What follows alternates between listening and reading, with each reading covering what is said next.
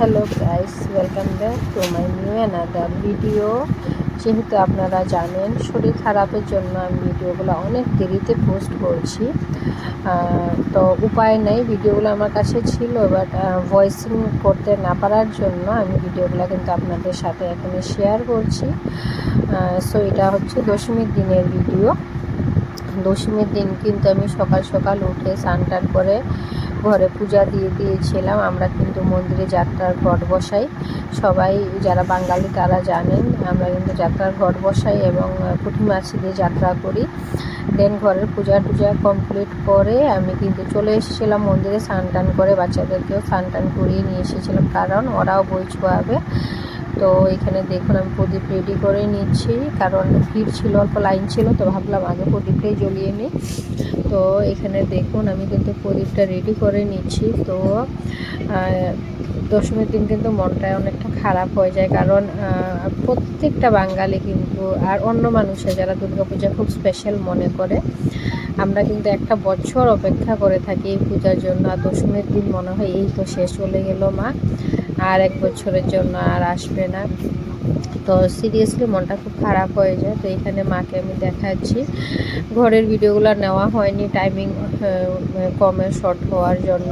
আর যেহেতু ডিমাপুরে খুব সকাল সকাল নিয়ে প্রতিমা নিয়ে চলে যায়, তো উপায় নেই। আমি এখানে কালীবাড়িতে এসেছিলাম। এখানে দেখুন আমার ছেলেকেও বললাম তুইও একটু আরতি কর মাকে, আর মেয়েটাকেও বললাম তুইও একটু কর। তো ওরা দুজন মিলে অল্প ঠাকুরকে কিন্তু আরতি করে নিয়েছিল। সো এখানে দেখুন আমাদের আরতি করা কমপ্লিট। তারপরে আমি তেল সিন্দুর দিতে চলে গেলাম। সর্বপ্রথমে গণেশ দেবতা থেকে শুরু করলাম স্টার্টিং। এখান থেকে দেখুন সব ঠাকুরকে অল্প অল্প করে তেল সিন্দুর মিষ্টি যা আমরা দিই, ধান ধূপ বা খই দই টাকা পয়সা ছোঁয়ানো, এই সমস্ত কিছু কিন্তু আমি করছিলাম। প্রত্যেকটা মানুষই করে, এক বছরের জন্য মা আমাদেরকে সুখ সমৃদ্ধি সন্তান সব কিছুর আশীর্বাদ দিয়ে যান, বিদ্যা বুদ্ধি সব কিছুর আশীর্বাদ দিয়ে যান। তো আমরা সবাই কিন্তু এটার আশীর্বাদ নিই।